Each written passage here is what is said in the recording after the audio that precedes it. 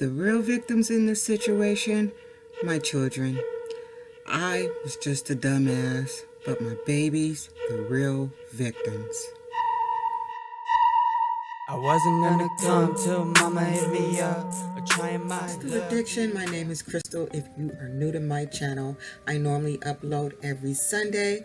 As of late, I've been kind of, like I said, life happens and shit just goes on, and I just had a lot of stuff to do.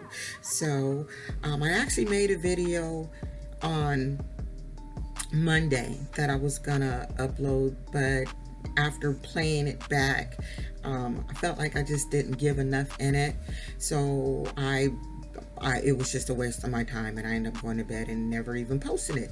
So if you're new to my channel, you can follow me on Instagram, crystalphillip.52, if you care to. Like I said, I upload every Sunday, and my videos are about my life. So if you're new to my channel, thank you for subscribing, and I hope you enjoy these videos. Those of you that have been rocking with me from the beginning, I love you and thank you so much for just clicking in and hear my sad ass story.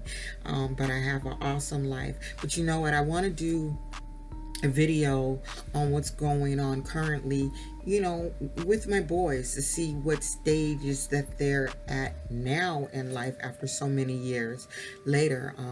All my handsome boys are in their 30s right now, so I had some pictures, but there's another picture that I want to load that's more recent, and so that's why I won't be able to do that video today, because that's going to be, you know, something kind of dear to my heart, something special for me, and just letting you guys know that, you know, from the past, where you probably want to know where they're at in the present if you don't know me. Of course, the people who know me, my family members, of course, they know. So anyway, thank you guys for checking in. Sorry that was like a little long rant, but yeah, those are the things that I have in mind that I want to do next, and really wanted to do it today, but just couldn't do it because I couldn't find my damn pictures, because I got, you know, when you get older, you start having shit everywhere and you forget where you put shit. So that's kind of what happened, and I thought it was in my phone, but it's not. So anyway, let's catch up from my last video. So, you know, I've been visiting with my kids. I've been having my weekends with my children. I'm living in this kind of military-ish apartment community in National City.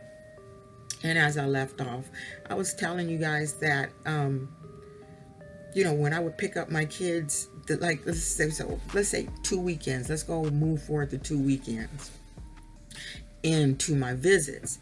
So like I don't know if I mentioned this in the other one, I don't know, but he would just have these kids dressing tacky. Okay, it didn't make no sense for him to have these kids dressing tacky like that with the money he was getting for them. Even me, when I had my kids on welfare, okay, I didn't dress my kids tacky. I may not have like looked all the part, but my kids definitely always had nice, clean clothes, shit that fit, no holes in the shoes, none of that. That would just never happen. And our family members wouldn't allow that to happen. Like my grandmother and the donor's grandmother, as shitty as she was to me and the shitty thing that she did, that was just I don't know, maybe it's a woman thing, I don't know, but if you're gonna take somebody's kid, you should at least give them good care. That's all I'm saying.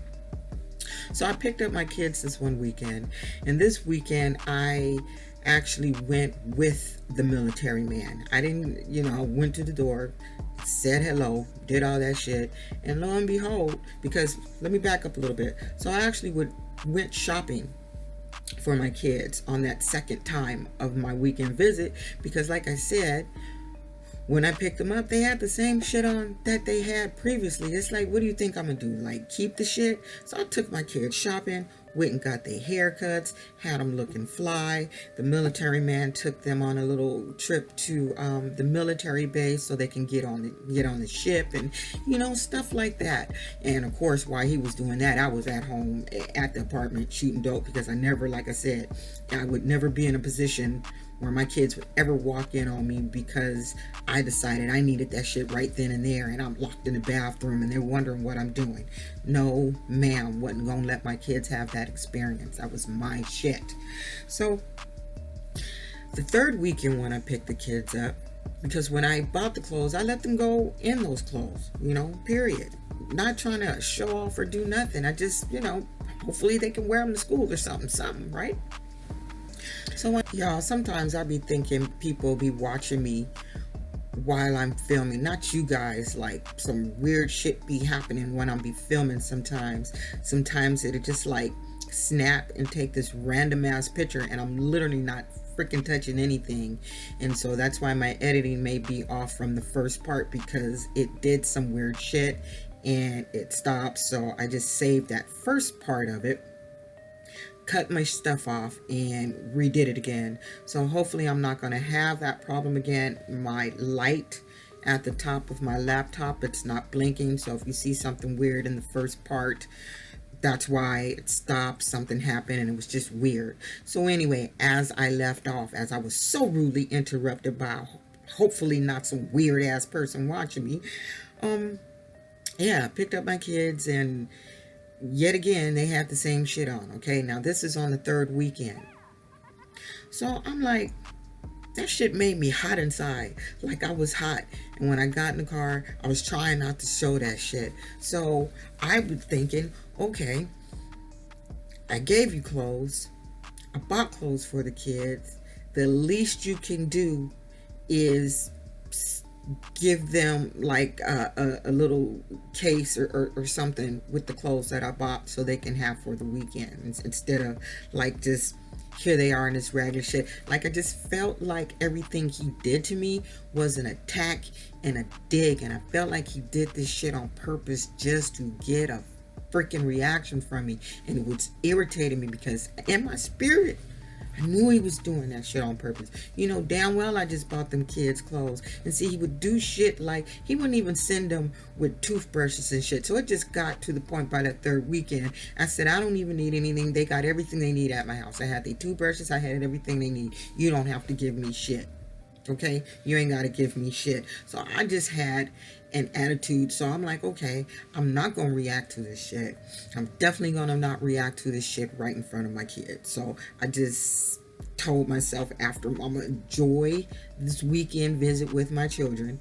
And Monday, I'm calling my lawyer and I'm complaining about this shit, because your kids shouldn't tell you, hey mom, so I asked them about their clothes. Well, granddaddy said, and I don't know if I said this, granddaddy said that the only reason you was buying us clothes and doing everything you was doing was to buy our love so we can love you. And he won't let us wear the clothes to school. What? He won't let you do what? So I'm like, what do you guys wear? See, I tried not to ask so many questions with my kids, and, I just wanted to enjoy them. I didn't want to feel like when I had visits with them that they were being interrogated by me. I just wanted them to enjoy our time together without all the bullshit. So I try, and plus, like I said in the beginning, if you've been following me, the courts told me if I brought up anything, like I was afraid to say some shit. So they would just willingly sometimes just say shit to me. And sometimes I would respond, and then sometimes I wouldn't, depending on what it was, because didn't want to cause no friction. I didn't want to lose my visits. I'm just now getting this shit, backward there with me without all the other supervision bullshit, So what I end up doing, okay, after that weekend visit, which was a great weekend visit, like I said, the military man took them on the ship, and after that we take them to parks, we go out to eat, we get pizza, we just did shit with the kids. I only had 2 days to do this shit, and at the end of the night, watch movies and eat popcorn. That was just like our little thing. Didn't last very long though. Okay, it didn't last very long. So anyway, instead of calling my lawyer on that Monday, I called my grandma. I would always use my grandma as a mediator, because she was Mother Sweet, big member of the church. Mother Sweet. Everybody loved Mother Sweet. My grandmother was the sweetest person. And what you do know is, like, ain't nobody gonna disrespect grandma. Period. Right? So I was telling my grandmother, because when, every time I would have my kids with me, I would always take them over there to visit my grandmother. So that particular day, I had called her and I told her what happened, told her how I was feeling, and asked her, can she get the donor's grandfather over there so we can have a conversation. Like, I wanted to have a conversation. It's like, okay, we can be adults and we can have a conversation, right? No, not right. So let's fast forward. Don't know. I think this conversation happened in the same week, because I remember that weekend I didn't get my visit with my kids. Some other shit happened, and that was my third weekend visit. My fourth weekend visit would have been coming up. So he gets to my grandmother's house. I'm talking to him. I can't tell you everything because I honestly don't remember our whole conversation. I could tell you how it ended up. Anyway, that conversation between us went really, really bad, to the point, I don't know what he said to trigger me, but when he triggered me, I got up. I remember getting up and my grandmother screaming, "No, Chris, no." She would always call me Chris. And I got directly in his face, like I was here, in his face. I said, eye for an eye, tooth for a motherfucking snag a tooth. Sorry for the language, but that's what I said, because he had missing teeth. And my grandmother was like, no, Chris, just leave. So I got my shit and I left. But because I didn't call the lawyer first, he was able to twist that shit around like I was the aggressor, okay? Like I was the one that was being aggressive. And I probably was. Most likely I was. But he didn't yell at me. He said some slick shit that made me react. Like I said, he knew how to make me react. And he knew just anything that had anything to do with my kid. Because he knew what he was doing. So he knew I would just flip. I would just flip. So that day, and I want to say it was a Friday, I'm not really sure, but that shit had me just messed up. I was done, because I get a call from my lawyer that I can't pick up the kids. We need to schedule some motherfucking court date again. That's like 2 months out, because now he's feeling unsafe around me. Feeling unsafe around me. Okay.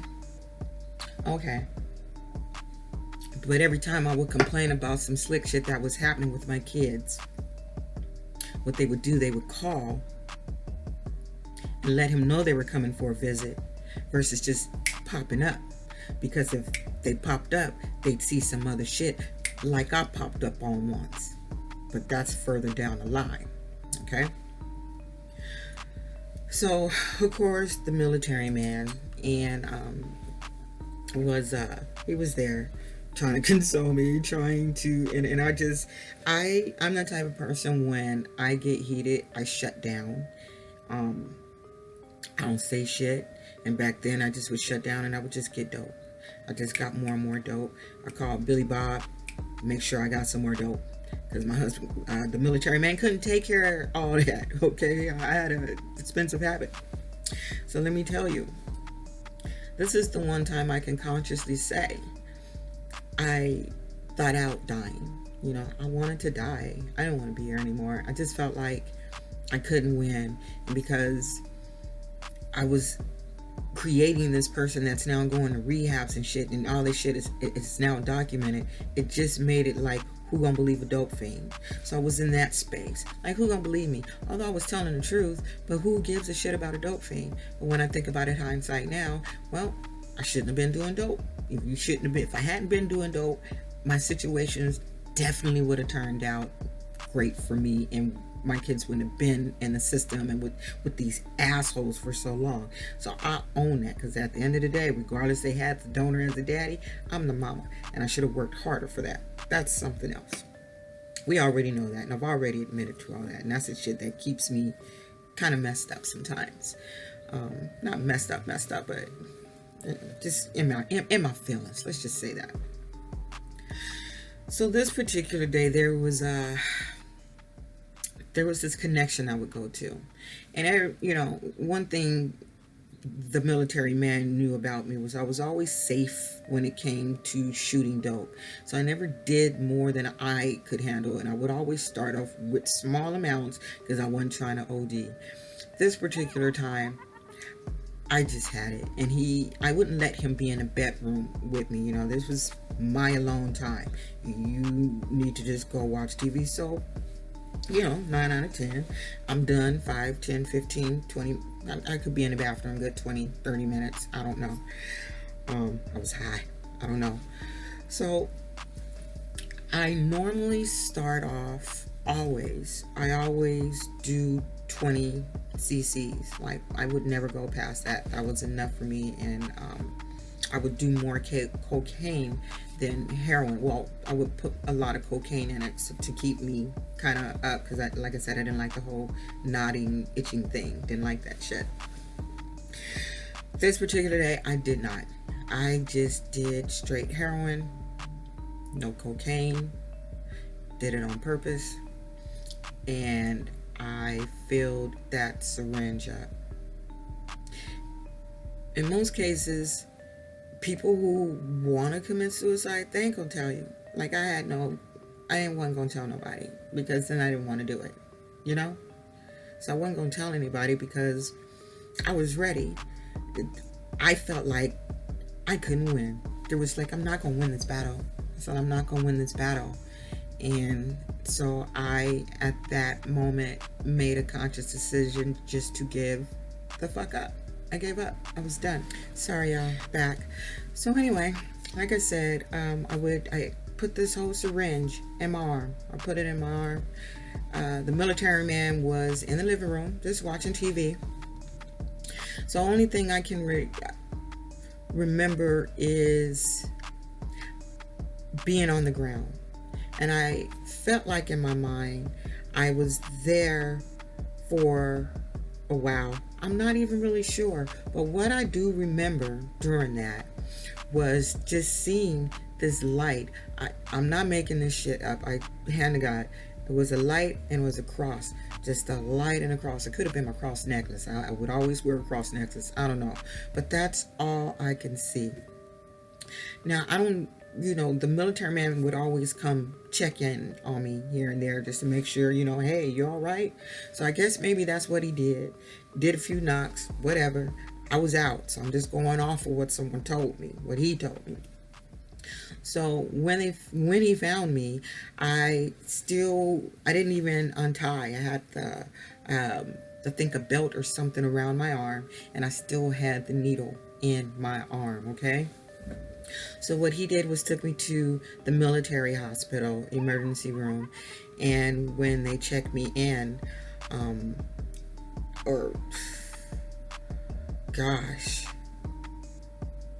what I remember is waking up in a military psychiatric hospital, okay?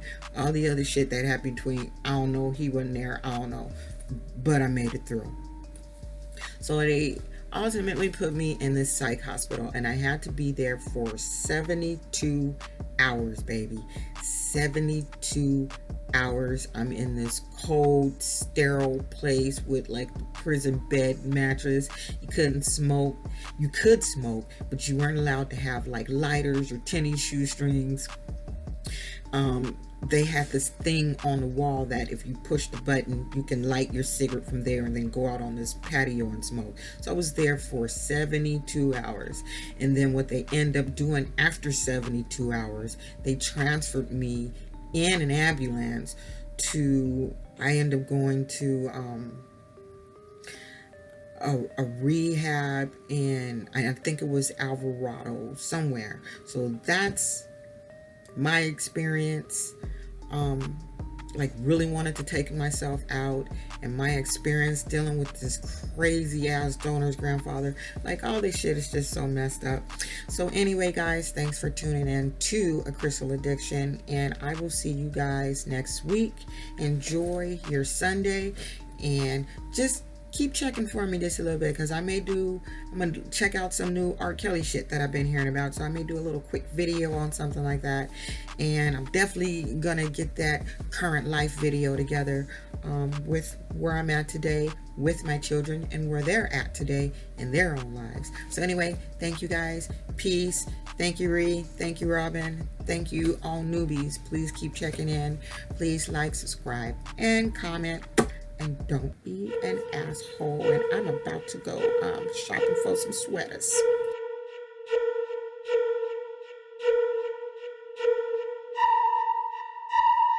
I wasn't gonna come till mama hit me up, or trying my luck, either way I'm getting fucked. I got a little bag for you, mama, ain't no, it's just baby powder, but it looks